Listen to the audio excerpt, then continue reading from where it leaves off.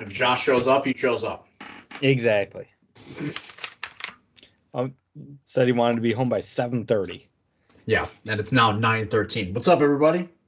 Welcome to another episode of Hot Stove After Dark, the show where we are, as one Mark Bennett would once say back in high school, loose as a goose.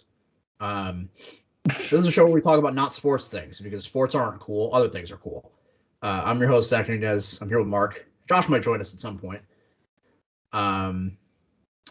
But today we're gonna be talking movies. And we're gonna be I'm gonna try. I have a problem where I stare at my TV while we record these because my TV is right behind my computer. Mm-hmm.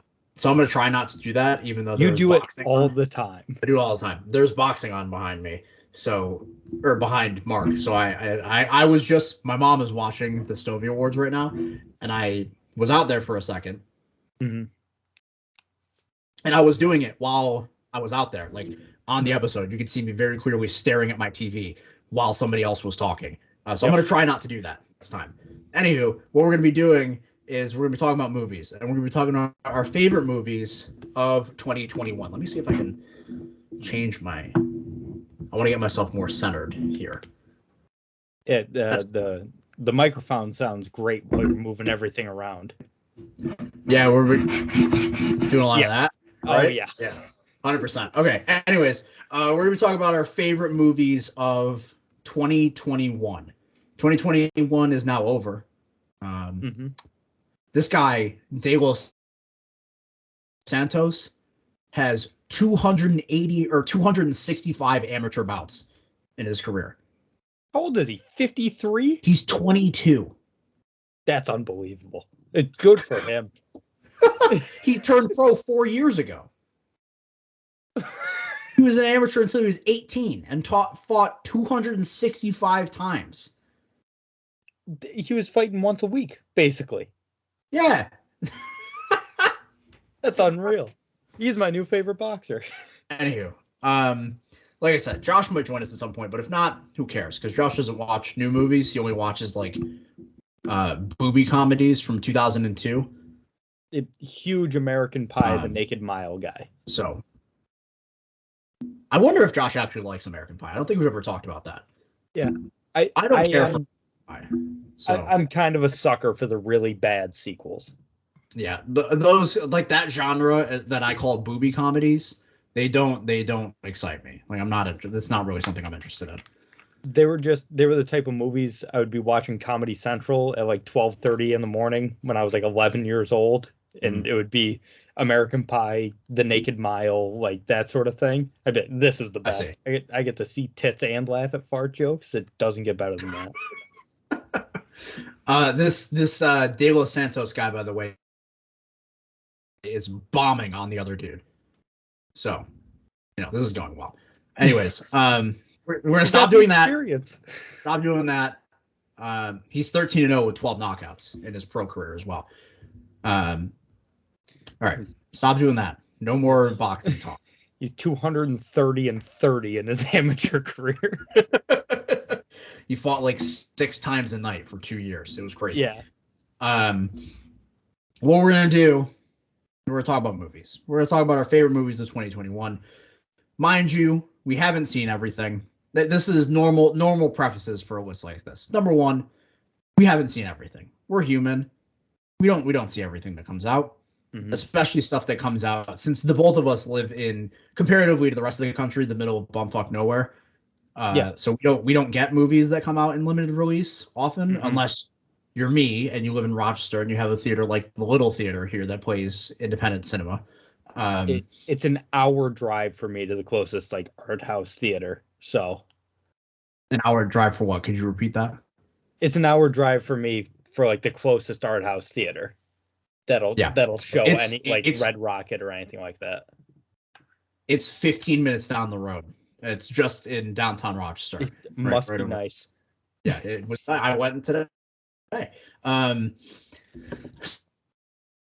So there's stuff that we've missed, right? I personally haven't seen. Let's see here. I haven't seen Tick Tick Boom. I haven't seen The French Dispatch. I haven't seen Power of the Dog. I haven't seen Being the Ricardos. a lot of those award favorites, even if they are streamable, I still have yet to watch. So it means a couple of things. One, there probably isn't going to be too much overlap between Mark and I's list, because a lot of the like award baity movies, even that Mark hasn't seen, I have seen, because of the aforementioned theater that's 10 minutes from my house. So that kind of thing might not overlap very much. And also, Mark and I have very different tastes in movies, which is fine, which is why I wanted to do this episode anyways. So, if there's something that appeals to, an 18-year-old kid that likes dick jokes, it'll probably be my favorite thing. And then if there's something that appeals to a 65-year-old person who only likes to watch John Wayne films, it'll probably be Mark's favorite movie of the year. So, hey, John Wayne is far from my favorite Western actor. All right, there are many Westerns. Who's your favorite Western actor? It's Clint Eastwood. I mean, come on now. Unforgiven, the Dollars trilogy, Outlaw, Josie Wales. I can go on and on. But yeah, I haven't seen any of the movies that you mentioned that you hadn't seen. I also haven't seen Red Rocket, West Side Story, Belfast, Coda, The Green Knight, Tragedy of Macbeth, Old Henry, Last Night in Soho. I haven't seen any of those. I'm way behind on my 2021 movies this year. It's just been so hard to actually get these movies and see them. So most of mine are like blockbusters that I went out of my way to see. I've got a couple of smaller independent films on there, but they're not even like the smaller, real small ones, like a Old Henry, which no one has seen. They're the more popular independent movies, if you will. So I haven't even heard of Old Henry. I have no to even. But you know what's funny, Mark? I actually, even in Connecticut, in Hamden, there is a theater probably 15 minutes from me there in New Haven that it's privately owned, so they played both. They have like the blockbusters playing as well, but that's where I saw Titan, for example. Like they play like foreign films and like films as well. So regardless of where I'm staying, I have access to that kind of thing. Nearby. Anywho, housekeeping before we start, and I apologize in advance for the terrible connection between Mark and I. There's a Transformer Blue. Yeah, a Transformer Blue like a couple blocks from my house. It's messing up the power in my entire neighborhood. It's just slowing down everybody's internet. There's nothing I could do. Mark personally blew it up, actually, because he knew that we were recording this episode and he didn't want to do it. So he tried his hardest to not have power. But shit happens and he's got to be here. So yeah, you're right. I did attach multiple sticks of dynamite. I thought it would be a Looney Tunes style explosion. Right. It turns out dynamite isn't as effective as it is in the cartoons. So yeah, Wile E. Coyote style, You tried to kapow the whole thing. Housekeeping before we start. Twitter. Follow us on Twitter at HotStuffPod. That's at HotStuffPod on Twitter. We've taken a little break because, quite frankly, I got sick and tired of talking about football. So we'll be back doing that probably next week. Come back at the end of the regular season. Don't see why not. So we'll be back to doing new episodes this upcoming week. I wouldn't bank on that. Don't quote me on that.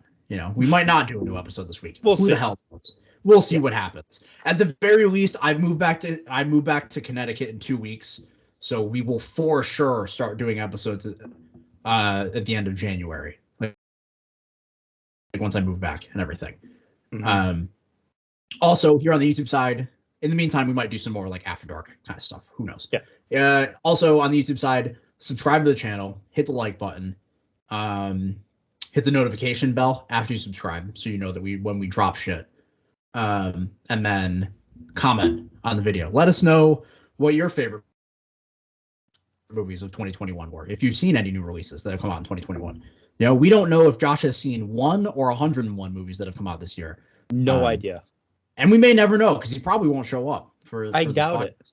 Yeah. At this point, I'm starting to doubt it. I very much doubt it. He might be dead. He said he got out of work at 8. It's 9:30. Yeah. All right. Anyways, Mark, why don't you start? You have honorable mentions, right? No, I don't have any honorable mentions. Right. Okay. I have my 5 worst movies of the year.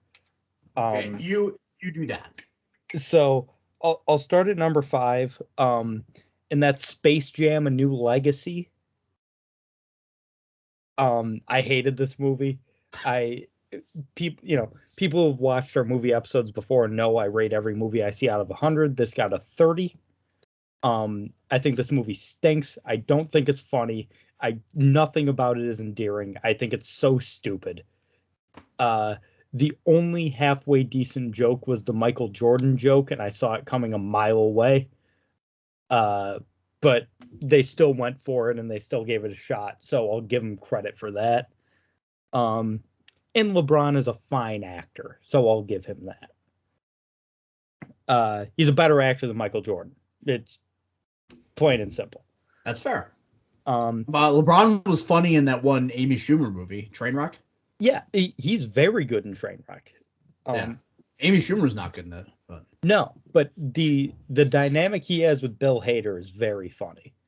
Yeah. Like when they're playing basketball and he just lets Bill Hader score, and Bill Hader's like going nuts saying he scored on LeBron. It's very funny. Number 4, I have Tom and Jerry. This movie was also... I didn't see it. Don't watch it. It's a very bad movie. Hold on a second. All right, yeah. So Tom and Jerry is one of the plethora of children's movies that came out this year that I have not seen, that I heard were terrible. Space Jam is one of them. Tom and Jerry is one of them. Clifford the Big Red Dog is another one that I did not see. Mm-hmm. What was another one? Did the Boss Baby 2 come out this year? That could have came out 4 years ago, and I think that came out this year. That's another one. Sing 2 is another one. I do want to see that. I haven't seen that yet. I really enjoyed the first Sing, so I want to see the second one and see if it holds up at all. Okay. Right. But yeah, Tom and Jerry was terrible. I give it a 25. I don't even understand how a kid would like this movie, and I love Tom and Jerry. Like, I think Tom and Jerry are very funny, and just didn't enjoy it. Didn't enjoy any of the people in it. It was just a weird movie that I don't recommend anyone watch. Number 3 for me is Home Sweet Home Alone. Oh God. I gave this a 15 out of 100. That movie should have gotten a 0.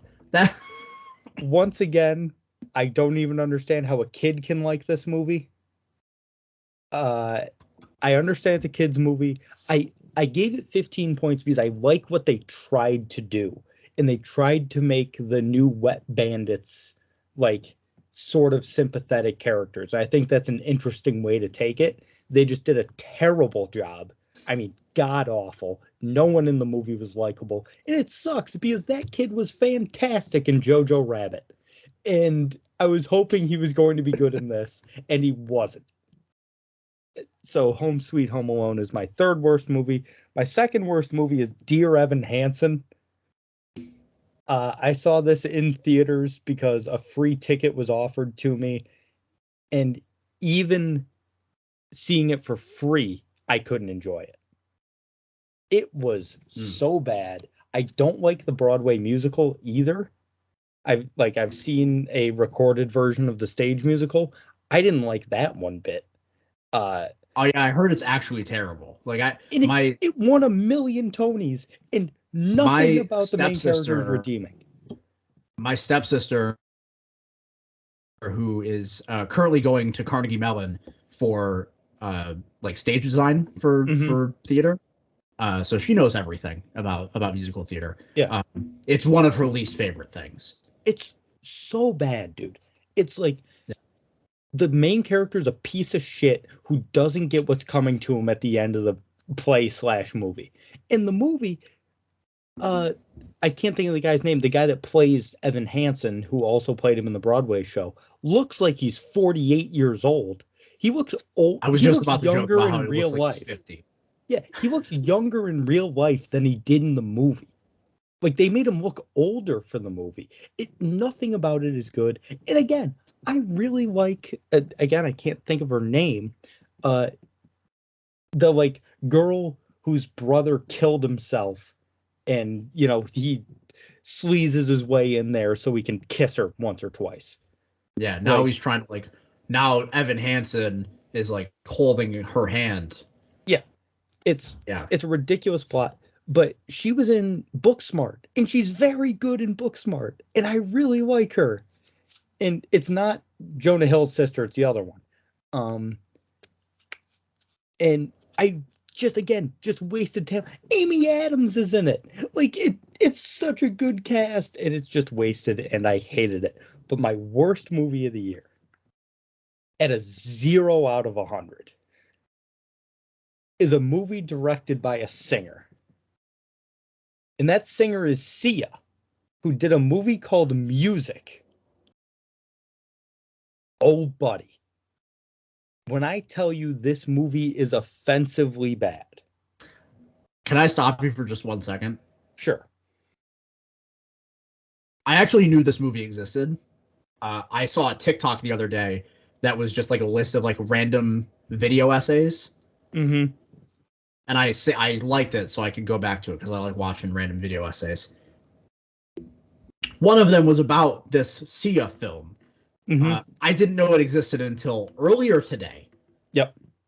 And it's good to know that it's terrible. Let me read you the synopsis. Okay. This is the official synopsis on IMDb. Zhu is newly sober when she receives news that she is to become the sole guardian of her half-sister named Music, a young girl on the autism spectrum. The film explores two of Sia's favorite themes, finding your voice and creating family. Oh, yeah.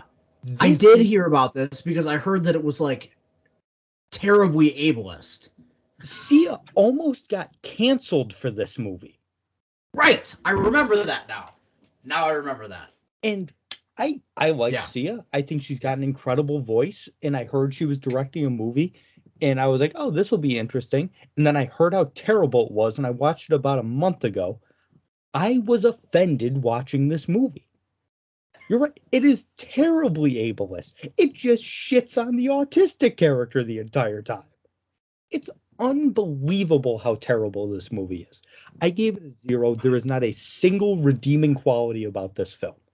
Not a single one. As Mark continues to have his parents ask him questions. Yeah, like I said, I do remember this movie coming out. I remember the hubbub about Sia being canceled or whatever. I kind of didn't concern myself with it because I remember that there also being hubbub, from one of her music videos, the one with Shia LaBeouf, that was a little creepy. Mm-hmm. But yeah, anyways, I was just vamping while you were. Thank you. My long story. Okay. But yeah, those are my 5 worst. Those are the movies that top the shit list. Yeah, they're awful. And I'd like to say that I didn't have anything in particular. I told Mark beforehand I kind of avoided seeing bad movies this year, which was cool. Excuse me. If it counted, the only really bad movie that I saw, well, one of the only, because I did remember another one, was Wonder Woman 1984. I know it came out on Christmas of 2020, but I don't care. It counts as part of 2021. That shit sucked. Yeah, that movie was terrible. And then another one was a Netflix original that I referred to Mark as Tammy, but with superheroes. And that was Melissa McCarthy and who the hell was it? Was it Viola Davis? Who was in that movie? No, it was Octavia Spencer. Octavia Spencer. My bad. I get them mixed up all the time. I do as well. Mildly prejudiced. A little bit, for sure. They were together and they were both in The Help. Anywho, it's Octavia Spencer and Melissa McCarthy in Thunder Force, which is the most 2013 terrible movie to come out in 2021. That shit sucked, and you should never watch it. Yeah, basically, those are the worst movies. Oh, I also saw, again, didn't come out this year, but in 2021 I watched the live action Mulan that Disney put out last year. That shit was garbaggio. I've heard so many mixed. I still haven't watched it, but I've heard so many mixed things about it. Some Oh, people it's think it's bad. great. I gave it half a star, I think, Hmm. out of 5. Equivalent to a 1 out of 10. Yeah. I hated it. Hated it. Anyways, anywho. I have positive things to say about some movies. Because I do have from this point on. I have 5 honorable mentions that didn't quite make the list. And I'm glad that I actually. So the first one I'll talk about is the movie I saw today, and that was The Tragedy of Macbeth. Also, while I'm here, if you're interested in reading my full thoughts on movies, I write them on Letterboxd. I have a Letterboxd account. It's at Zack Nunez on Letterboxd. ZACKNUNEZ. I also post them on Twitter for new releases. I don't post every review that I write because that's tiring, but new release reviews I post them on my Twitter. But at Zack Nunez on Letterboxd, and you can see my full thoughts on a lot of things that I watch. What were we about to say, Mark? I think I'm going to steal that idea from you. I think I'm going to start doing that. You should, because you have a big spreadsheet that's cumbersome and old. So yes. Maybe and a pain in the ass to update. Right. So maybe if you have nothing to do tomorrow, you can just go add all the scores to a Letterboxd account. Well, yeah, because it takes like 2 seconds to just add movies. I think I'm going to do that, and then for every new thing I see, I'm going to steal what you do and like write a review and stuff. Yeah. Let me know when you do that, because I will follow you over there. Yeah. Anyways, if you want to see my full thoughts, they're over on Letterboxd.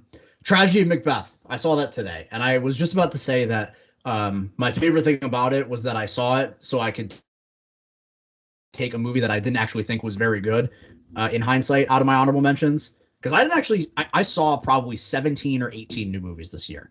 Not a lot, but not a small amount. So the movie that barely missed the cut, that shouldn't have even been close had I seen more movies, was Army of the Dead.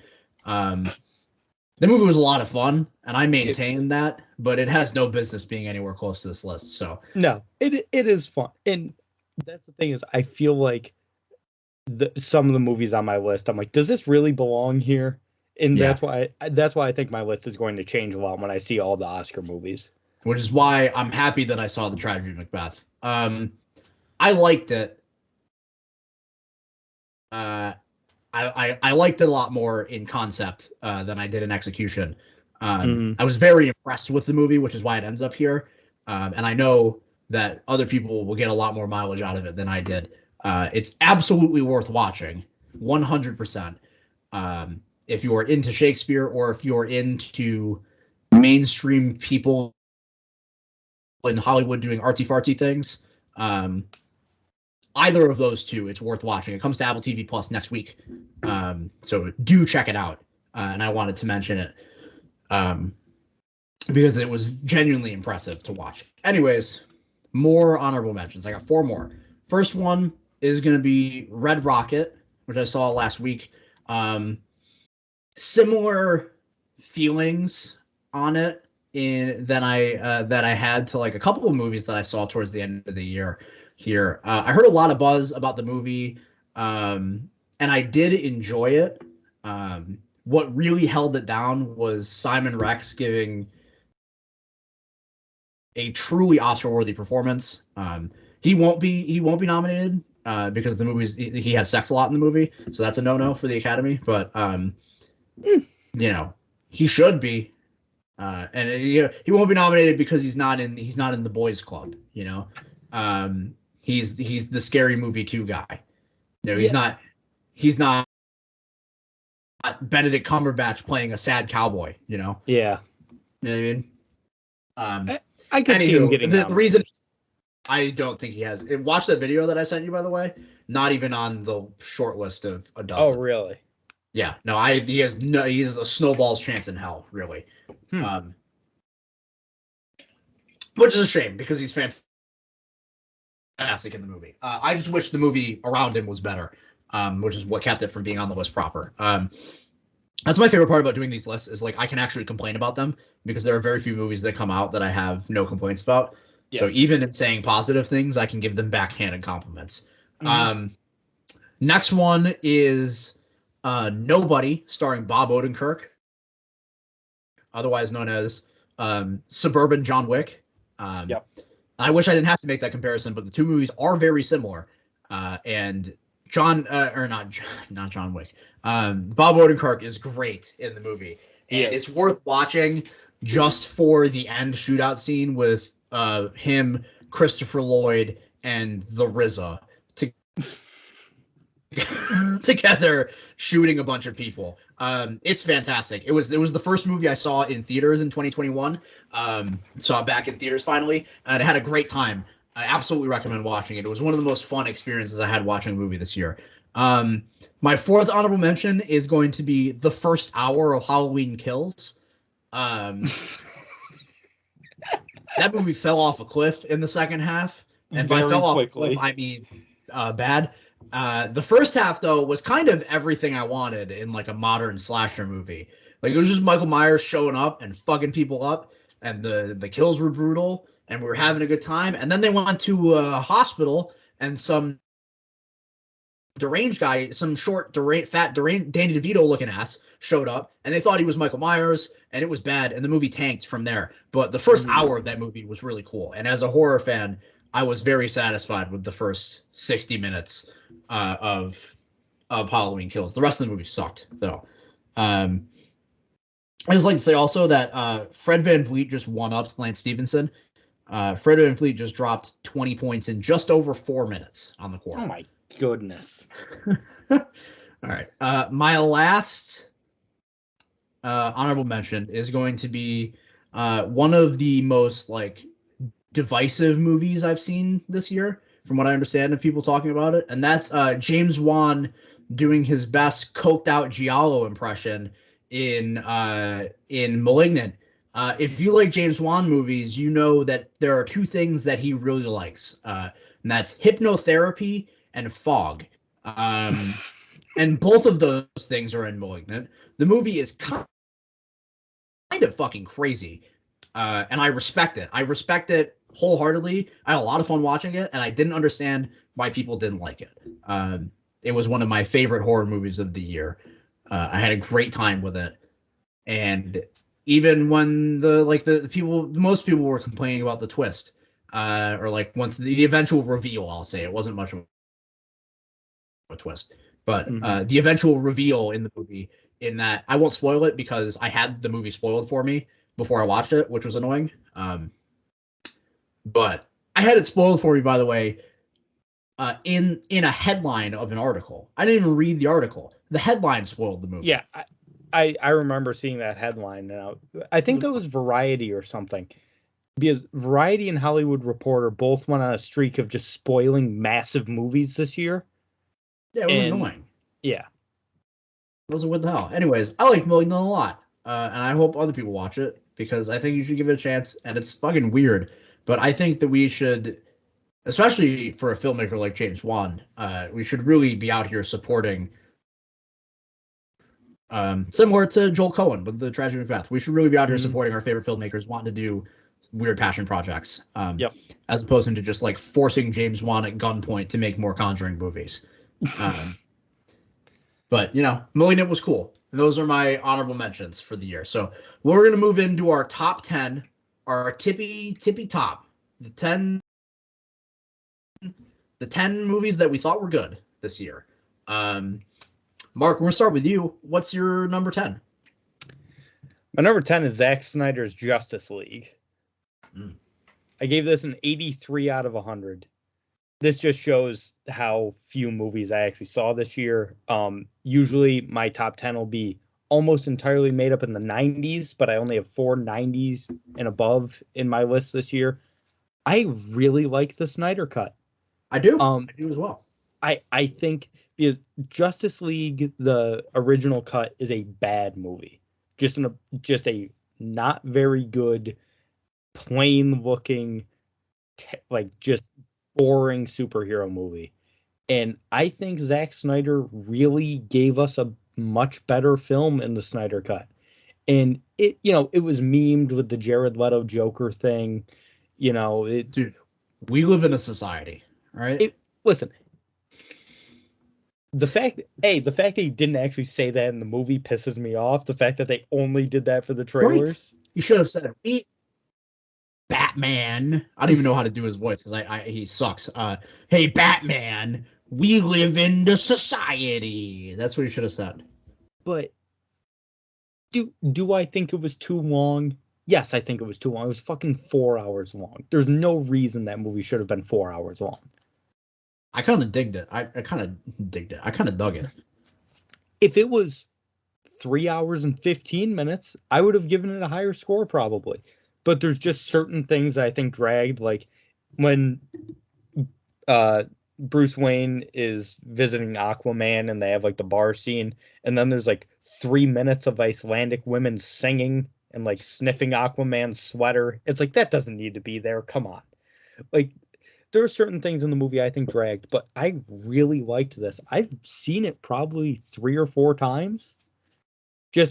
First of all, it's a great background movie because you know it's not going to randomly turn off while you're doing anything because it's 4 hours long. But yeah, I've seen it probably 4 times now, and I really enjoy it, man. I think the performances are better. I think it looks so much better than the Joss Whedon cut. The color grade in the Joss Whedon cut was just awful, and I just think that has a much better look to it in the Snyder cut. So yeah, I really liked it, and it's number 10 on my list. And also, it just kind of feels good that the movie came out. Like, he got so righteously fucked by Warner Brothers in the making of the Justice League. Like, it feels good that like he got to release the movie the way he wanted to. You know? I agree, but I also think it sets a dangerous precedent at the same time. Because I think this was extenuating circumstances. Dude took time off because his daughter committed suicide, and they replaced him with a terrible human and to make a bad movie. Yeah. Oh, like the circumstances behind this, absolutely. I just don't want every director that doesn't like the movie that came out to be like, oh, that isn't my cut, and then they just remake the movie. Director's cuts have been a thing forever, so I'm not really concerned about that. Well, specifically based on fan backlash. I don't want to see the Ayer cut of that Suicide Squad. I don't want to see the Trank cut of Fan Four Stick. Trust me, I don't think we'll be getting those. No, but it's just like that's the type of precedent I hope this doesn't set. Is just fans are like, give me this, give me this, give me this, and then the studio is like, all right, fine, I'll give you this. Yeah, I don't know. I think what changes it is that like the only I think the difference, the reason that we won't see that is because, again, when it comes to the Justice League, it was so clearly not the movie that the original director intended. Like, for example, if you want to take David Ayer and Suicide Squad, no one replaced David Ayer. The movie that David Ayer wanted to make was the one that came out. Well, it's not according to David Ayer. That's the thing, is he came out and said, this isn't the movie that I wanted to make. And like there was a little while, not nearly as long as hashtag release the Snyder cut, but release the Ayer cut was a thing. And I was like, come on. This movie is going to suck no matter what. Exactly. The movie, you made the bad movie. Just deal with it. All right. Anywho, my number 10 is the only foreign film on this list, and it's gotten more complicated the more I think about it. And that is Julia Ducournau's second feature-length film, and that's Titan, a movie that I don't know if confused me was the right word, but made me not understand what the hell I was watching, and not because the movie is like hard to get or coded in any sort of way. It's pretty literal, actually. It's just a movie that was so strange, and for at least the first half, wildly disturbing, that I found it. It's one of the few movies this year that gave me like an actual visceral reaction while I was watching it. And it turns into this interesting story of familial love and quasi-redemption that is a hard line to walk. And I think the movie walks it fairly well. The more I've thought about it, I've kind of not soured, but my original vigor about the movie is kind of tempered a little bit. But I don't think it's as good as Raw, her featured debut. Um, but I think it's a fascinating movie. I appreciate France for just in general for allowing movies like this to be made. Even though I hate the French, just like Mark. Um, but I will always check out. I will always check out like the weirder stuff in French cinema because they are pushing the boundaries in the ways that Yeah. Americans just will not do. I agree. And with like actual quality Yeah. to boot as well. So I respect the movie a lot. Like I said, the movie's kind of just fucked, generally speaking. Which was cool. Like I had a good experience. I went to the theater and saw it. There were only like 2 other people in there, and then afterwards there was another guy who happened to have been sitting in my row. And at the end of the movie, all of us just like sat there during the credits and didn't really move. And then, not even saying anything, I looked to the guy next to me, and he looks back at me, and we both just kind of shrugged, and then got up and walked out. It didn't really. It was like we didn't really know what to say. And then I saw him in the bathroom afterwards. It didn't like talk to him in the bathroom or anything, but as I was leaving, he was washing his hands and he just let out this huge sigh before he left. And I was like, I felt that. That's funny. So it's one of the movies that impacted me on like an actual visceral level this year, and I respect the shit out of it for it. Mark, what's your number 9 movie of 2021? If you asked me going into 2021 where this movie would fall on my list, I would have said number 1. It's Spider-Man No Way Home. I finally settled on a rating, and I gave it an 84 out of 100. I really like this movie. Don't get me wrong. There's a lot that I love about this movie. There's some really dumb shit in this movie.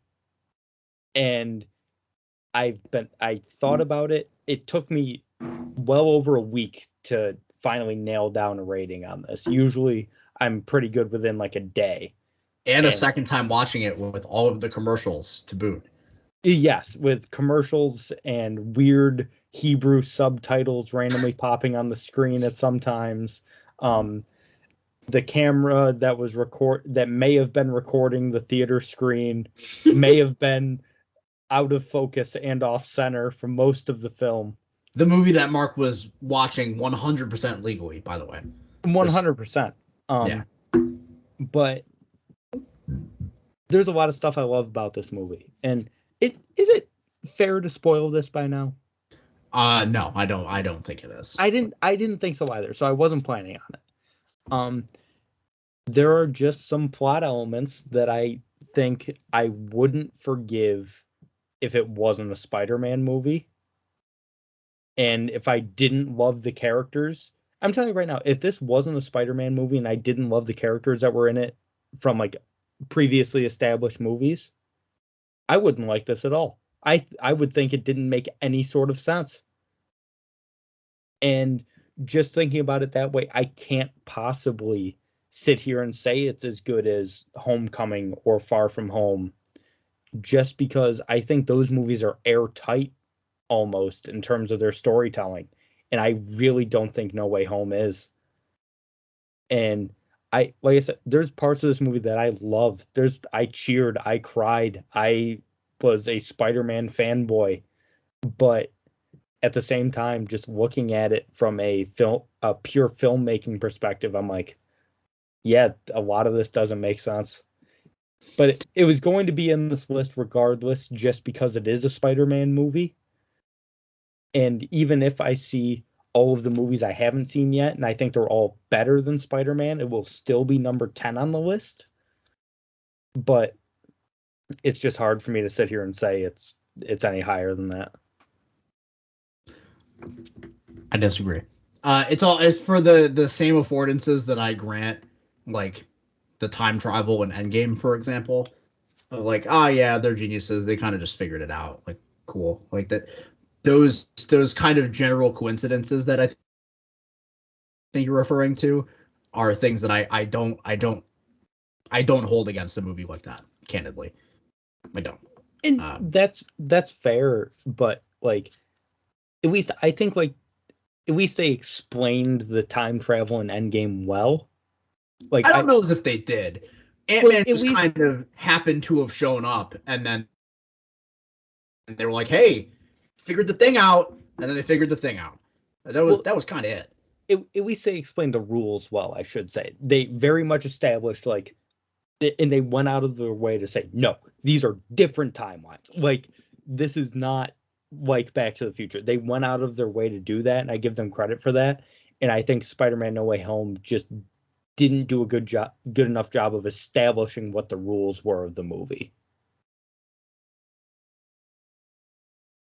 Yeah, I disagree. Anyways, we're gonna move on. My number 9 movie of the year is what Mark referred to when I saw it. That Rebecca Hall joint, and that is the Nighthouse, which was to me the pleasant surprise of the year. I had almost zero expectations in going to see it. When I did, what I found was a very effective, very taut, very well told, smart psychological horror film that kind of blew me away. I'm going to be honest with you. I was really, really impressed when I saw it way back when. I just bought the Blu-ray, so I can't wait to watch it again. But yeah, it's pretty no frills. Like, it's pretty just like a straightforward psychological horror film. I will say David Bruckner, who directed it incredibly, by the way. He is at the helm of the Hellboy remake that's coming out this year. There's another Hellboy coming out this year? Well, it's a remake, so it's like the... Yeah, but I mean, there hasn't been a Hellboy movie since like the 90s. Buddy, a Hellboy movie came out like 2 years ago with David Harbour. Oh, no, not Hellboy. My bad. Hellraiser. Oh. I was like, Sorry. why are they remaking Hellboy again? Sorry. My bad. Yeah. Deep. Reverse that. Rewind. Take that away from the tape. The new Hellraiser movie. Okay. David Bruckner is directing. Well, that'll be interesting. Yeah. I am based on this movie, which I believe is his first feature, The Nighthouse, first or second. I'm very excited for what he can do with a Hellraiser movie, because Hellraiser is a movie that, even though I don't love, it's very fascinating to me. And hopefully he can bring it to that territory where I truly get in on that shit. So watch The Nighthouse. Yeah. Mark, what's your number 8? This is the horror movie on my list. It's the second movie in a trilogy. And it's a slasher film. Oh, and it's not Halloween Kills. It's Fear Street Part 2, 1978. I really enjoyed the Fear Street trilogy. I mean, it was just a really solid horror trilogy. As you may know, I'm not the world's biggest horror movie fan. I like a good horror movie. Like, if I think it's both tense and like genuinely scary, I love a good horror movie. But I just think so many of them are bad that I'm very in the middle on them. But I really liked this movie, and this was my favorite out of the trilogy. It takes you back to Friday the 13th, Halloween. Like, it's a very much a throwback slasher film, with being set in 1978, of course, the year that Halloween came out. But it's got a supernatural element to it, which I think is interesting because they established that in the first one, which is actually the 1999 movie. I also like that they did that. They started with the most recent and worked their way back. I think that's cool. And I thought it was cool that they released a week apart on Netflix. So the first one came out, and then a week later the second one, and a week later the third one. I think that's a really cool way to do a trilogy. And I wanted to have this trilogy represented in this list, and so I picked the second one because I think it was a very good slasher film. It was a good throwback, and I thought it was chilling. I thought the special effects were very good. I thought it had great tension within it. And that's all I'm looking for in a horror slasher movie for the most part. So yeah, I had to put it on the list. Yeah, I haven't seen him. I've heard all right things about him, so I'll have to check those movies out. Number 8 for me is second on my big surprises of the year list. There's at least one other movie on here that I counted as a great surprise, and that's Cop Shop, at number 8 here. I forgot you loved this movie. Saw this movie. Dude, I loved it. It was so much fun. Frank Grillo and Gerard Butler have incredible chemistry in the movie. And outside of that, Toby Huss is really good as a guy who shows up like halfway through just to shoot shit. And the real star of the movie is a breakout performance by Alexis Louder, just the female cop in the movie. Mm-hmm. It is a no-frills action thriller. And aside from one character that did not need to be in the movie at all, and it wouldn't have changed anything, the movie is so much fun. I implore anyone to watch it. It was such a fun experience. It's bloody, it's action-packed, it's quick-witted. It's exactly what I want with that kind of like action. It's contained action thriller because it takes place all in one police build this part. The majority of the movie in this one cell block, actually. And yeah, absolutely watch it. It's one of the most, I think it's probably, in my opinion, the most underrated movie of 2021. But I heard nobody talking about this movie. And I absolutely loved it. Is it sort of like 2021 The Nice Guys? Not really. Okay. In the sense that like they're not, I mean, the movies aren't similar in plot whatsoever. Well, no, but I just mean like, surprisingly funny, great chemistry between two unlikely leads. Like, because I love The Nice Guys. It's one of my favorite movies. I also love The Nice 10 Guys. Years. Just like if you would have told me that Russell Crowe and Ryan Gosling had some of the best comedic chemistry on screen since, I don't know, Airplane, I wouldn't have believed you, but they do. Yeah, so, I think I would say that. Okay, I really love this movie. Like I'm surprised not. I feel like I'm the only person on YouTube talking about this movie. I haven't seen shit about it elsewhere. I loved it. Yeah, I'll have to check it out. Because when I first saw the trailer, I was like, that it sort of gave me some Nice Guys vibes. So I'll have to check it out. It's a movie that I could see Shane Black writing. Yeah. Okay. Kind of. That's the way I think about it, I think. Mm-hmm. My number 7 is the newest installment in one of my favorite franchises, and that's James Bond. No Time to Die is an awesome movie. I gave it an 85 out of 100. It is the definitive end to the Daniel Craig era. That's, I'm going to spoil this one because it's been out for a number of months, and if you haven't seen it, that's your fault. Mark, I'd just like to pause you for 1 second. There's a guy boxing right now. I told you I wouldn't do this, but I happen to have looked up and saw this. His name is Starling Castillo. He's been a pro for almost 5 years now, but you know how many amateur bouts he had? 498. 400. Oh my good. That guy literally fought more than once a night for a year. Yeah. Anyways, that's crazy. Yeah, it's the definitive end to the Daniel Craig Bond because it's the first time we see Bond die. They did what many thought was unthinkable. Yeah. Yeah. They blow him to smithereens. Well, I said damn because I haven't seen the movie. Oh, well, it's been out since like September. All right. You had ample opportunity. No, but it's a great ending to the Daniel Craig Bond saga, which has been very up and down. Casino Royale is great. Quantum of Solace stinks. Skyfall's fantastic. Spectre stinks. Spectre doesn't stink. Yes, it does. No, we're not doing this right now. Right? Okay. Not doing it. But a franchise which, in my opinion, has been very up and down and everyone in this movie is good. Like, I didn't like Christoph Waltz very much as Blofeld Inspector. He's in this movie very briefly. He's not in it much, but when he's in it, it's like, this is the Christoph Waltz I fell in love with in Inglourious Bastards.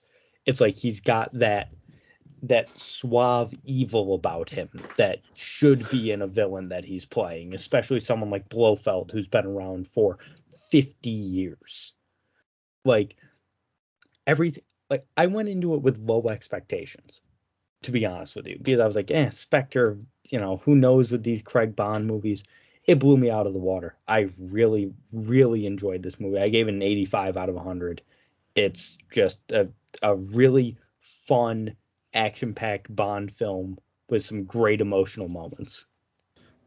Is this list just sorted based on the rating that you gave the movies? Yes, this one is. Okay. I was running. Yeah, and I think I forgot to mention I gave Fear Street an 84. Oh. My number 7, you want to talk about fun time at the movies. Also, you want to talk about redemption for a franchise. Number 7 might be some kind of Suicide Squad. The Suicide Squad is number 7 for me. We were talking about this before we started recording. That movie is so much fun. It's incredible. Was so surprised. I was crying laughing within like the first 10 minutes. Mm-hmm. Like, Pete Davidson's in the movie for about 2 seconds, and he has some of the funniest jokes in the movie. The Weasel was in the movie for about 5 seconds. Like, when Josh was hilarious. When Josh was texting us about it, he goes, "Oh my god, they shot the Weasel!" And I was like, "Okay, cool." It's like 5 minutes into the movie, and half of the characters are dead. It's great. Idris Elba was awesome. Fantastic. Yeah. But again, the standout, like we talked about beforehand, and I'm so happy that he got his own series. The standout in the movie is John Cena as Peacekeeper. Not only in the comedy of it, which the like the back and forth that he has with Idris Elba and like the competition that they have over like who's more of a badass, basically. And they're just killing innocent person after innocent person. Exactly. It serves also as a really good critique of. This is where I get in my loser shit. The movie itself serves as a good critique of what we think of the superhero and also American imperialism. But I'm so happy that we're getting a Peacekeeper series that debuts next week. I'm very excited to watch it. John Cena was awesome as that character in that movie. And I gotta watch it again because I haven't seen it since the first time I watched it, and I loved it. I really, really did love. Also, Sylvester Stallone as King Shark. Incredible. Come on. Just great. I think it's because the guy that's Steve Agee, he's also in Peacekeeper, the guy with the beard. He was one of the agents during the movie. He did like the motion capture for that because he's just a big dude. So I guess it was just Steve Agee walking around in like a suit, and then they just called Sylvester Stallone and they were like, "Can you please do the voice for this?" He goes, "Yeah, sure." But yeah, just a hand. Yeah.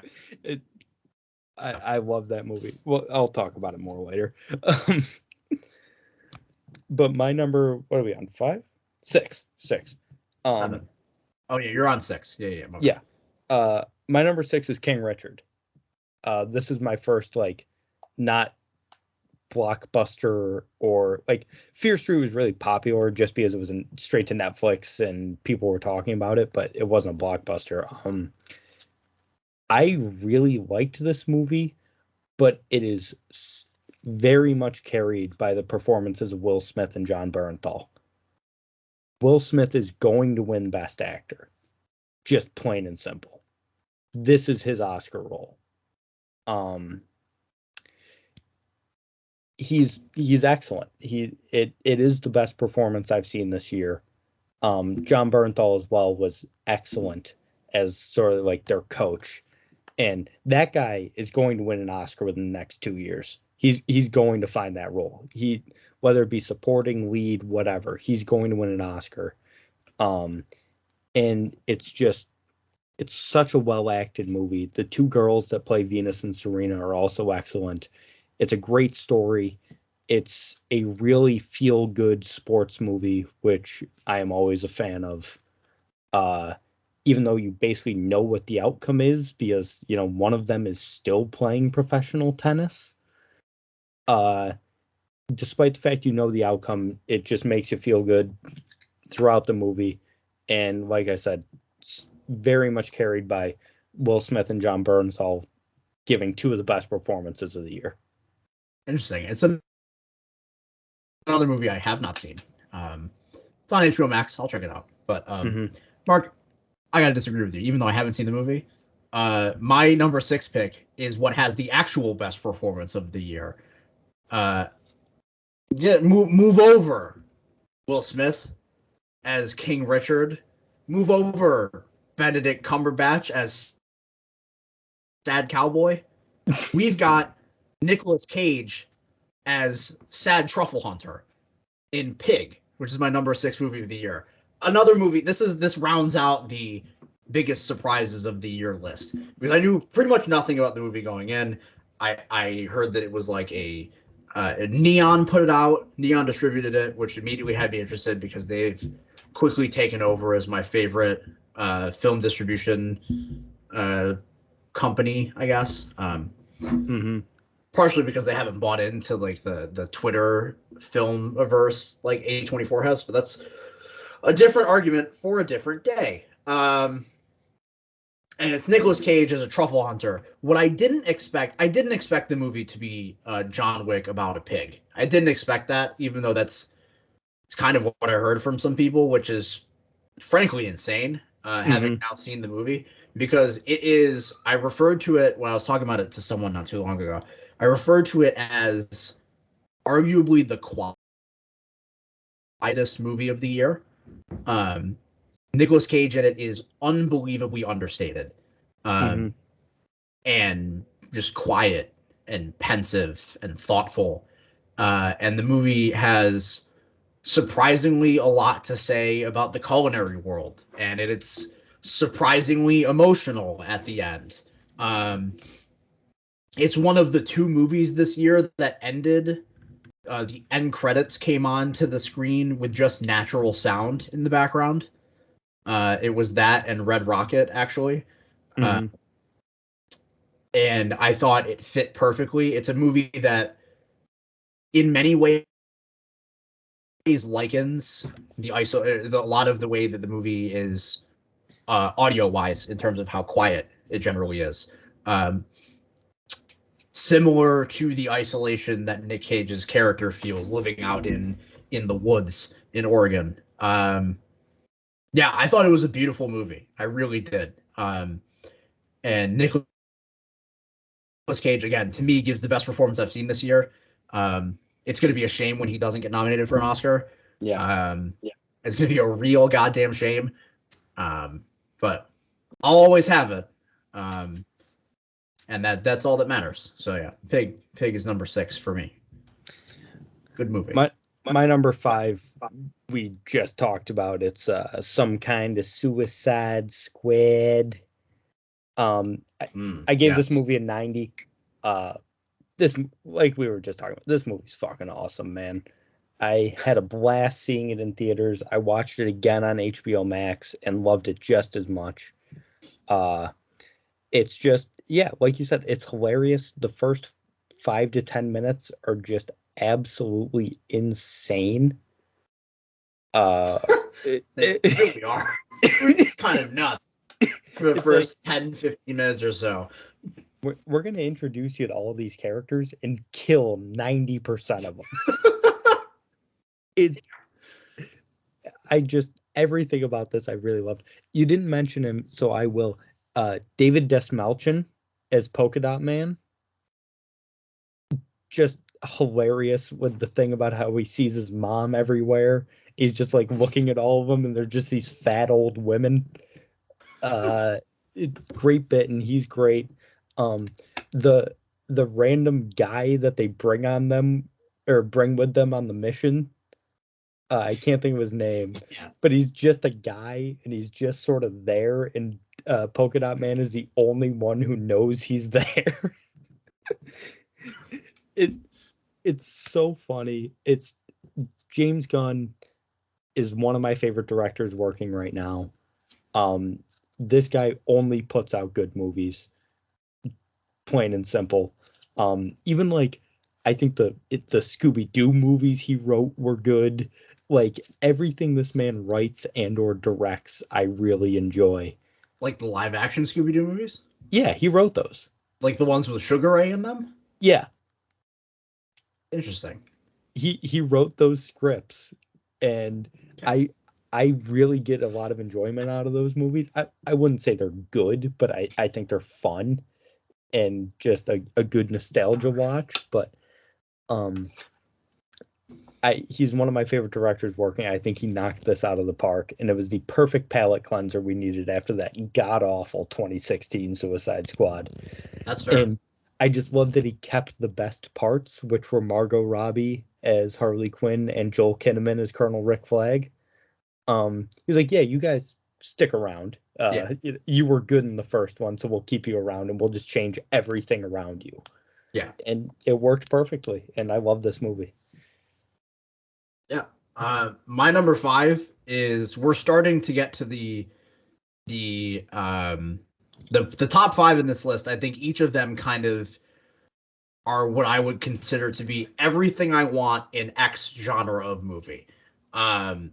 Number 5 is everything I want in a big budget. It's a movie that doesn't get made very often anymore. And that is the big budget thriller with A Quiet Place 2 is number 5 for me. I could say this movie was kind of a surprise. I really liked the first one. It didn't like knock my socks off like it seemed to have done to everybody else in the horror community. But I thought it was really good. I thought A Quiet Place 2 was degrees of magnitude better. And I saw it in the theater when it came out. It's one of those like big theater experience thrillers that we don't get very often anymore. And I tell you what, John Krasinski is a serious directorial talent. Mm-hmm. What he did with this movie, and Emily Blunt carrying the movie now, as you know, in the first one, John Krasinski dies. It's just Emily Blunt and the children. It was honestly, again, really surprising. Because I wasn't expecting to love this movie as much as I did. Also, shout out Cillian Murphy for being in the movie as well.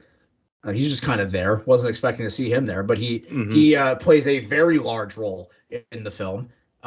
It's everything I want in like a big horror thriller kind of deal. It's the kind of movie we don't get made anymore. It's exciting. It's exhilarating. It's like one of those like edge of your seat kind of thrillers. I loved it. I really did. And it seemed like apparently that surprised you, Mark. Yeah, I enjoyed it. I didn't think it was bad, but I didn't love it by any means. It was hard for me to care. Like when I found out they were making a sequel to A Quiet Place, because I did really enjoy the first one. I was higher on the first one than you were. When I found out, I would like to say for the record, A Quiet Place currently on my Letterboxd is a 4 out of 5. I do love that movie. Yeah, I gave it like around a 90. Yeah. I really did enjoy the first one. I thought it was a very pleasant surprise, but I couldn't find myself caring enough about the characters for it to warrant a sequel. And then when I watched it, I sort of felt the same way. I had the same level of skepticism, but I did not feel the same way you did while I was watching it. Yeah, it's just one of those things. I just felt the same way watching it. I was just sort of like, I feel like this isn't necessary, and I don't really need to be watching this. I thought it was enjoyable. I think it was a fine movie, but I did not expect it to see. I did not expect to see it in your top 5. Well, boom, there you go. Well, yeah, and I'm glad you enjoy. You're the horror guy here, very much not me. My number 4 is another. I dropped something. Another big blockbuster from this year. But I think in terms of big blockbusters, that this was A, the most well-made, and B, just like the one I'm glad came out the most, and that's Dune. I loved this movie. You haven't seen it yet, have you? I have not seen it. Dune is so Dune good. Part 1. I gave it a 93. It's so stunning to watch. And I feel like we say that every single time Denny directs a movie.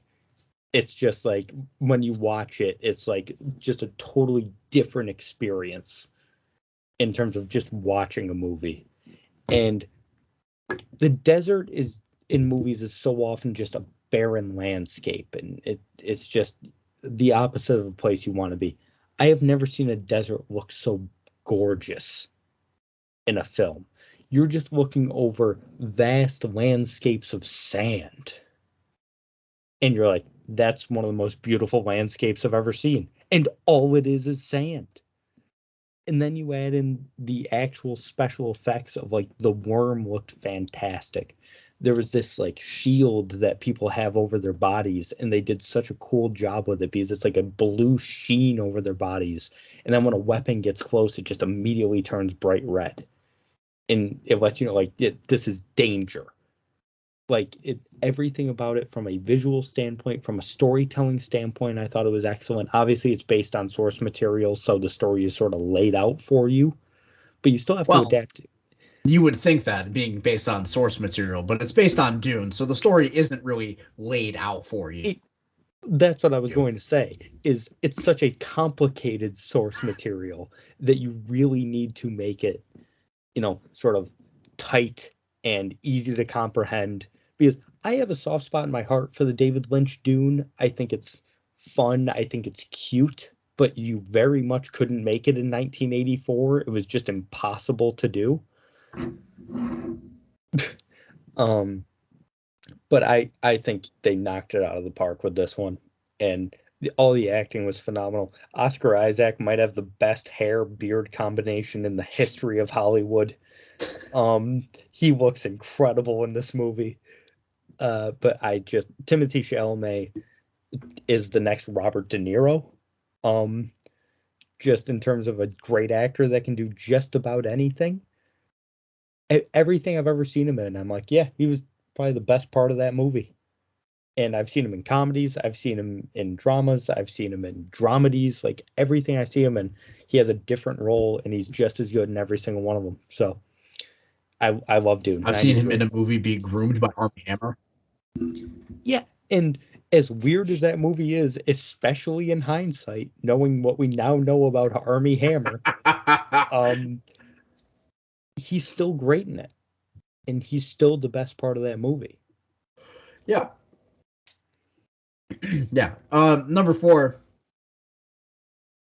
in our series of everything I wanted from X kind of movie. This is everything I wanted from a genre I don't usually care about, and that's the fantasy epic. And this is The Green Knight. David Lowery's. Like I said, you want to talk about a movie that's grand in scale, but so intimate in the story that it tells. It's truly a character drama about Dev Patel, and it plays with like dark fantasy. There's some weird psychedelic shit that happens. He talks to a fox, and I haven't seen Dune, right? I have not seen Dune, but I particularly bought The Green Knight on 4K when I bought it because it is one of the best looking movies I have ever seen in my existence on this planet. It is truly incredible what they were able to do visually with The Green Knight. It was my most anticipated movie of the year. I remember seeing the trailer when it came out in 2019. And it was supposed to come out in 2020, got pushed back, finally came out in July of 2021, and it delivered everything I could have possibly wanted from a movie of that style. Dev Patel is the man. Just stop. Dev Patel's the man. Agreed. He's the man. It. The man. That guy's incredible. He has a cum rag in the movie. So it's relatable to modern audiences. Spoiler alert. Yeah. The Green Knight is an absolute banger. And again, I don't really even care about Arthurian legend or fantasy really in general. It's not my bag. But the Green Knight really impressed me. It really did. Have you seen the trailer for The Northman? David Lowery's next film with Bjork in it? Yeah. I have not seen it. It looks incredible. This one is about Vikings, right? Yeah, it's got one of the Skarsgårds in it. I'm looking at it right now. I have seen the trailer for it. I'm gonna eat this shit up. It's gonna. Oh no, that's not. I'm sorry. It's not David Lowery. My bad. Oh, it's not. Robert I thought Eggers. It was. It's Robert Eggers. That's right. Yeah. But anyway, it's still that looks phenomenal. Yeah, I'm about to eat that shit up. I'm in on that. My number 3 is a movie that a lot of people might have forgotten came out in 2021 because it feels like it came out 8 years ago. But that's Judas and the Black Messiah. Have you not seen it? I have not seen it. It's on HBO Max.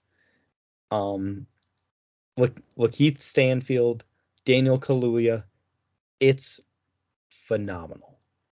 I'm so happy that Kaluuya won Best Supporting Actor these past Oscars. That's another thing. It's already won Oscars, so it's weird to think of it as a movie that came out in 2021. But with the weird Oscar cycle that happened in 2021, it's just like, it came out in February and was eligible. But this movie's phenomenal. It's got such incredible storytelling. It tells such a real story. It's one of those movies, it's a movie about Black Panthers. You watch it and it just feels real, and you get an emotional reaction out of it. And it blew me away when I first saw it. I've only seen it the once. I saw it pretty much as soon as it came out. It does need a rewatch. But I've got it at 95, and it really very few things I've seen since have held up with what I saw early in the year. And I'm glad it was eligible for these past Oscars, because I think it would have gotten snubbed if it wasn't and had to wait until this March for award season. Number 3 for me is everything I could have wanted out of a superhero blockbuster movie, and that's Spider-Man No Way Home. I don't know what kind of rock Mark is smoking, but this movie was awesome. I will never say that this is a bad movie. I laughed, I cried both times I watched it. I cried, even with all the Hebrew on the screen. Even with the Hebrew on the screen, and the fact that the part I cried at was cut out in the middle to show a commercial, I cried through the entire commercial.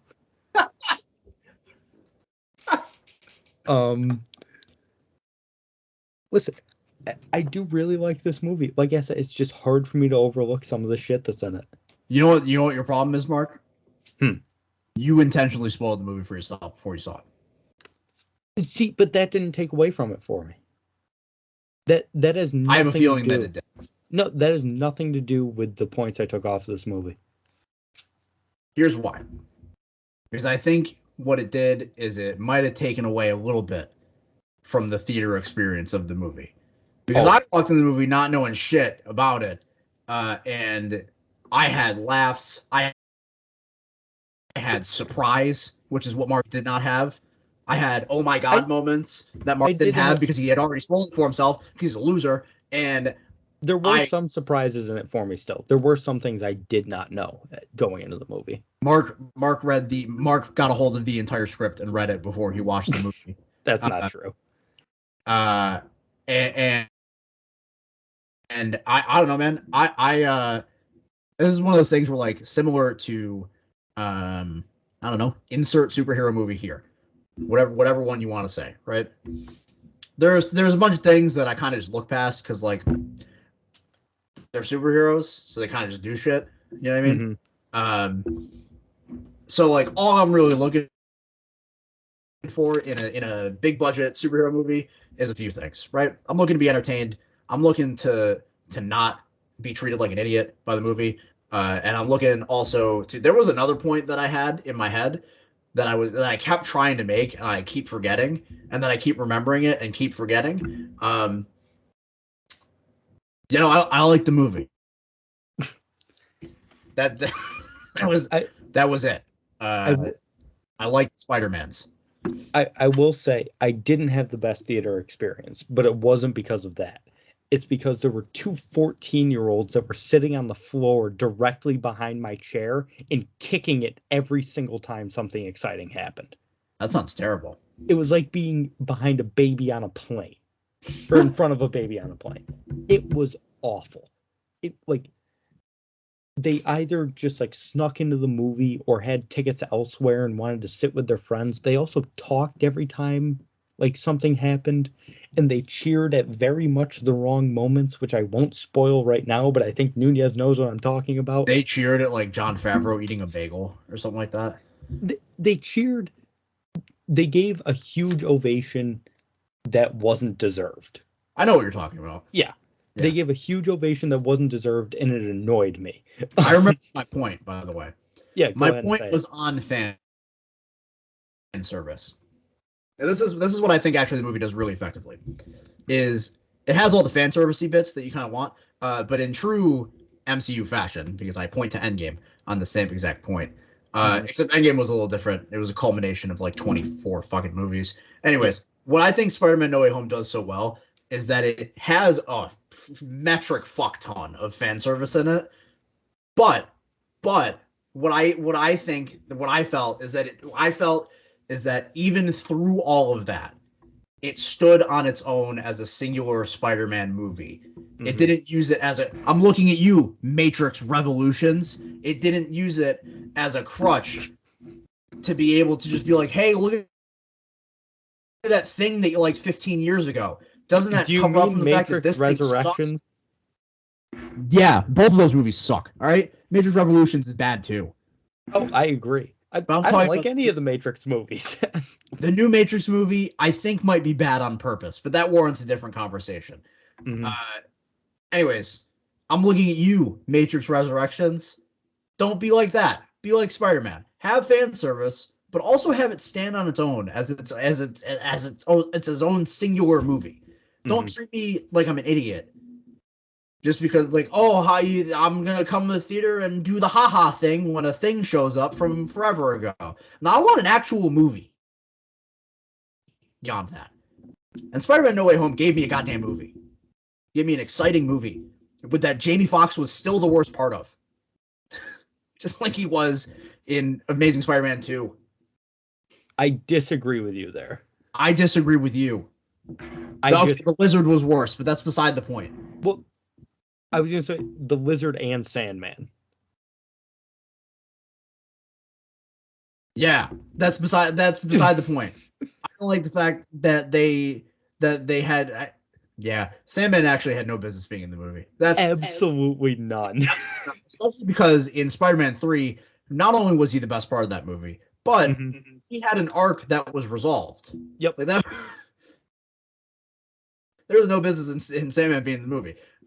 I get the point of having Electro in the movie because like you can like renege on some stuff, but like Jamie Foxx was still not good as a character. Anyways, what were you gonna say, Mark? Before we move on, Thomas Hayden Church definitely never showed up to film any parts of that movie. 100%. The part that they showed of him like as Thomas Hayden Church is footage from Spider-Man 3. I heard they also did that with the Lizard in a couple of cases. Well, yeah, they only showed one shot of him as a human. Like they showed a couple of Thomas Hayden Church, and all of them were from Spider-Man 3. So they never got him on set. And I noticed that watching the movie the first time. I was like, that's not new. I didn't even notice it, but now in hindsight, that you made me think about it. I'm not changing my opinion on it. I stand my ground, you son of a bitch. But yeah, you're right. You're right about that one. And also, the sand effects looked better in 2007. That's fair. That's totally fair. Yeah. Mark, I'm going to deflect. What's your number 2? My number 2 is one you mentioned already, and it's Pig. I agree that Nicolas Cage absolutely should be nominated for an Oscar. This was my second favorite performance of the year, behind Will Smith. This movie is incredible. I also gave this a 95, but I like it slightly better than Judas and the Black Messiah. I had heard just incredible things about this movie before I had seen it. I was sort of late to the party on this movie, and I had heard reviews, and some people that I trust were like, you need to see this. This is the best. Like me. Yeah, like you and some podcasts I listened to and stuff like that. And they all said, like, this is the type of movie that you need to see. And I was like, okay, I trust these people. I'll see the movie. But my expectations were so high based on all the reviews. I was like, there's no way it's going to meet them. It met them.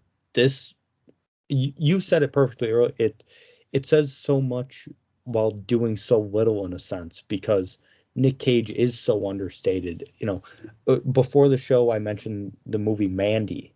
We were talking about Nicolas Cage, and in Mandy, he's so Nick Cage. He's all over the place. He's doing the crazy facial expressions, and he's doing the yelling, and he's got an axe, and he's covered in blood. And in this, he's got an axe. Yeah, but it's just like the most Nick Cage performance ever, because he's off the walls. He's doing everything he possibly can all at once. And, I love that sort of Nick Cage performance, because that's what we've sort of grown to know from him. And it really worked well in that movie. And then in Pig, you have just the complete opposite. It's so understated. And he really shows that people forget this guy won a Best Actor Oscar for Raising Arizona in the 87 or whatever. Like, this guy's a great actor, and he's been a great actor for a very long time. And he just has the worst agent in the history of Hollywood. Yeah, he's also been in Knowing, and what was that movie, like Jesus movie where he was on the plane during the apocalypse? That movie sucked. Yeah, I don't remember what the name of that was. He was in the Ghost Rider movies. Yeah, like I said, he has the worst agent ever. This is an incredible act. He's a Coppola. Like, I know that shouldn't mean anything, but it does. His uncle directed The Godfather. Like, movies are in his blood. And it just shows in a performance like this that people need to remember that this is one of the best actors of our time. And he really showed that in this performance. And like I said, I'm very much looking forward to The Unbearable Weight of Massive Talent, because I think it'll get people to remember how good of an actor he is, because he's playing himself, and that's one of the hardest things to do is play a fictionalized version of yourself, because someone else wrote what you are like.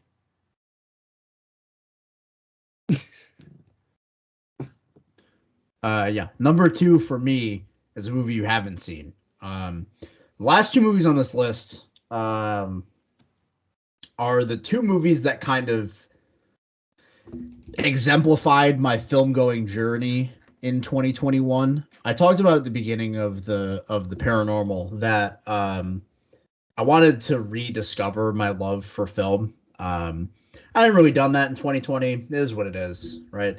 I read that tweet of yours earlier today. Yeah, no one really did that shit in 2020, but these 2 movies kind of I've been on a recent I've been back into movies recently as an art form. It's my newest hyperfixation. I don't mean to be ableist there. I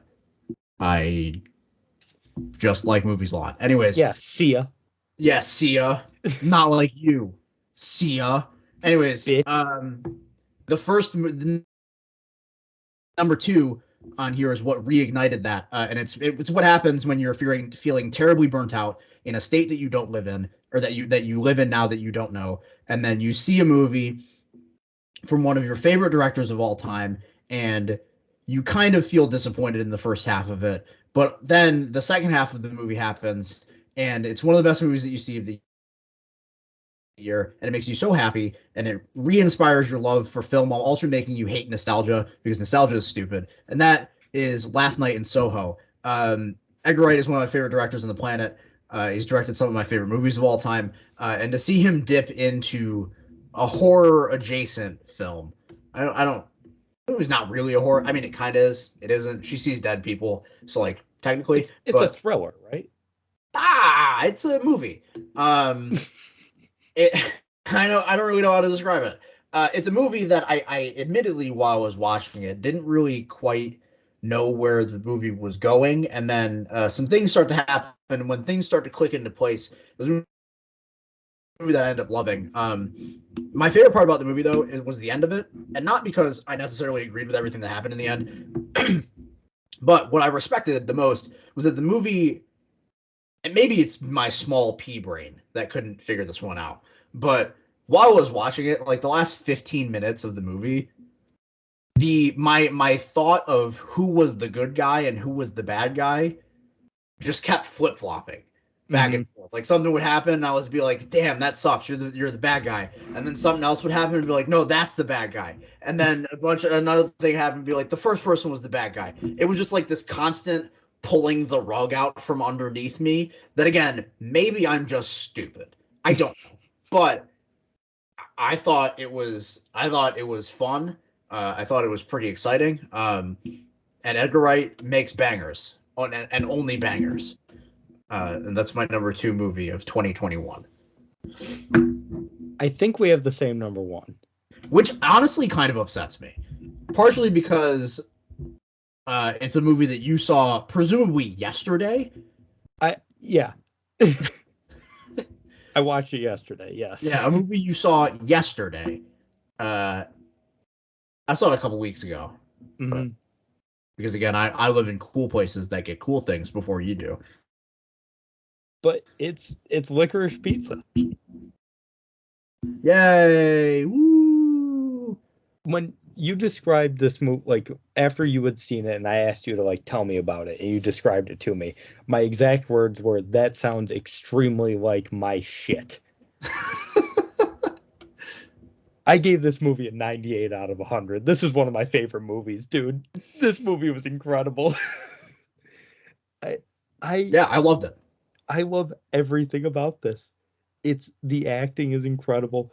Cooper Hoffman, just what can I say? He's Philip Seymour Hoffman's son, all right. Just an incredible actor. He doesn't even give the best performance in the movie. No, Lana Heim is fantastic. Sean Penn. I love just seeing Tom Waits. Like Tom Waits is just there. Is just in a movie and he's good. Like he's really good in the movie. But it's just such a nice movie. Like I just felt watching it. I was like, it's just I don't want to say nostalgic because it's the 1970s and I'm 22 years old. But just seeing like throwback movies like this that's so grounded in reality, and it's just, oh my god, I had so much fun watching this movie. I haven't fully like gathered my thoughts on it because I watched it yesterday. But I loved it. I'm so happy it was just as good as you told me it was. Because even watching the trailers, like the first time I saw the trailer, I only caught like the last 10 seconds of it, and I saw the movie was named Licorice Pizza, and I was like, what the fuck? What kind of name for a movie is Licorice Pizza? And I knew nothing else about it. Then I watched the trailer all the way through for the first time, and you got the David Bowie playing in the background, and it's like, oh, okay, this is extremely my shit.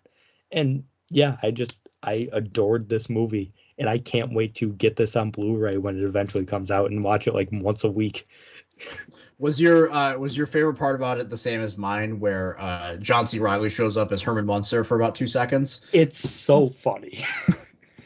No, my favorite part was probably seeing Bradley Cooper as John Peters, because he's in the movie for about 2 seconds, and he's hilarious. He's so funny. Like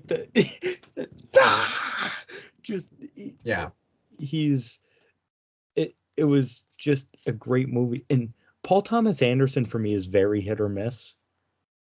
Like the Phantom Thread, just I was gonna say, I forgot you don't love Phantom Thread. No, you don't like. I adore Phantom Thread. For me, Phantom Thread is just a big old stinky fart. It took me like 4 watches of There Will Be Blood for me to finally admit it was good. Like, because I kept watching it because I was like, everyone tells me this movie is great, but I just don't see it outside of Daniel Day-Lewis, and I just kept watching it until I was like, okay, I guess this is a good movie because I felt like the idiot. Boogie Nights is obviously fantastic. I like Inherent Vice more than most people do. Like, so I'm very up and down on him. But this was one that I just, yeah, I don't know if I connected to it or what it was, but I just really loved this movie.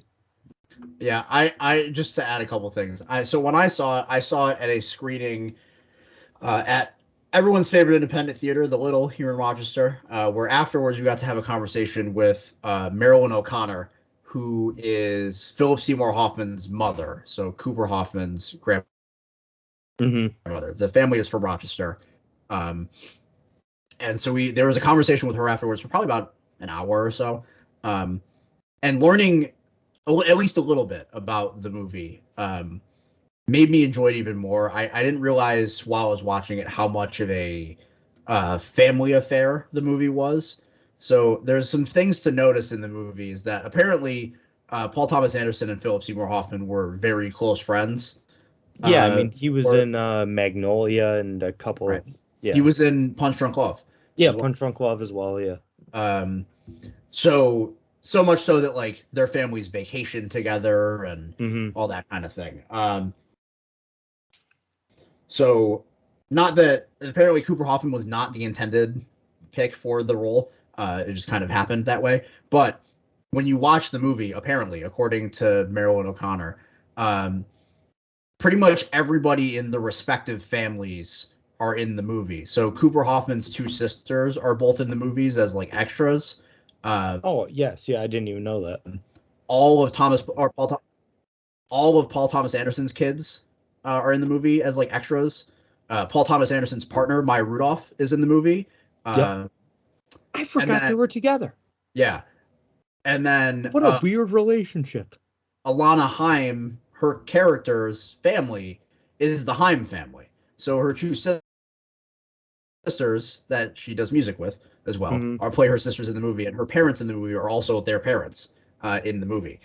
So I thought it was really, in that way, I thought there was a lot of passion and a lot of love put into making the movie. Like I said, it was genuinely just a great time. It was a great time at the pictures. Like exactly. It's so nice. It's such a delightful movie, generally speaking. No, it doesn't go without its serious moments, of course, but yeah. Partially it connected with me because it's a movie about, regardless of how old you are. I wish I still had this pulled up. I read a review of it the other day that I actually wanted to quote when I was reading this or when I was doing this. Let me see if I can find it. But it's a movie about whether you're, oh my God, whether you are a 15-year-old or a very ambiguous 25, as I call it. I mean, what the fuck? Anyways, I liked it on Twitter. That's what it was. It's a movie about 2 people who very much don't have their shit together.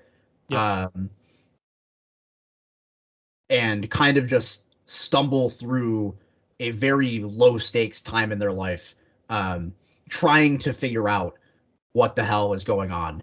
And there is kind of a connection that is kind of a relationship and also not. They spend the entire movie denying it, and then it ends up being so. That I just found really nice that it presents life, especially life as a young adult, as generally pretty confusing during a time where you feel like, or at least in the case of Cooper Hoffman's character as a 15-year-old, a time where you feel like you have everything figured out in a contrast to a lot of Haim's character, where she understands that she has nothing figured out and is just trying to find some sort of vestige of like something to move on with. You know, it's why she so easily flocks to the political job later in the movie. Oh yeah. Because she feels like it's some sort of like higher purpose to help things, and you're just a silly little kid who sells waterbeds. But so there's something intensely relatable about that as someone who is currently wasting $70,000 to get a piece of paper that I don't need. Yep. That I found just good to watch. And like I said, it's a very entertaining movie on top of that. And it's a movie that I have come to love even more in the time since I've seen it. It's a movie that's only grown on me, honestly. That's the thing. I feel like I'm still marinating in this movie. It's only been about 24 hours since I've watched it. I'm still just like letting it wash over me and it have its full effect on me. I feel like it's one of those movies. Yeah. But yeah, it's a good movie. And like I said, I was expecting Mark and I to have different number one movies, but it didn't turn out that way. No. So. I will also say, if you're one of the people who took to social media to shit on this movie for like the age gap in the relationship, kick rocks. I don't know. There's warranted criticism to be had there, but also a lot of the people who were, I don't want to get into this right now, but a lot of people who had that opinion hadn't seen the movie. Exactly. So there's a certain level of context with the rest of the text that they didn't have in making those claims. So yeah, that's basically, those are the people I'm saying kick rocks. If you haven't seen the movie and that's like, and you refuse to see it because of that, you're the same people who thought that everyone was going to shoot up the theater they saw Joker in. That's true. I agree with that. But yeah, I don't know. It's more complicated than that. That's basically it. But yeah, those are our favorite movies and the worst ones. We talked about some bad movies too, of 2021. Hopefully we'll do this again next year. Hopefully, I would like to. Yeah. Hopefully I'll see more bad movies this year. Who knows? I'm probably going to go see the new Scream movie next weekend. Hope that's good. I'm absolutely going to see that. I just watched Scream again yesterday. I love that movie. It's my favorite horror movie of all time. Yeah. But that does it. So make sure to follow us on Twitter at Hot Stove Pod. It's at Hot Stove Pod on Twitter. Here on the YouTube side, like, comment, subscribe, hit the notification bell. Let us know down below what your favorite movies of 2021 were. Did you like the scene in Titane where she gives birth to a car? I hope so, because it happens. Is that a real thing that happens in that movie? Do you know nothing about that movie? Not a single thing. Okay, I'll talk to you afterwards about it. Yeah, did you like that scene? Because I did. I just spoiled the end of the movie for you, so spoiled it. What else did you like? Did you like Dear Evan Hansen? I hope not, because I'll make fun of you. If you did, I don't even want to see your comment. Yeah, well, we do, because we want engagement. So, well, yes, but I will downvote your comment and take a big old dump on you in a reply. So that's fair. That's totally fair. Now I'm just lumbering my way through these words. Yeah. So, anyways, we'll see you when we see you. Don't really know what we're doing next, but goodbye, everybody.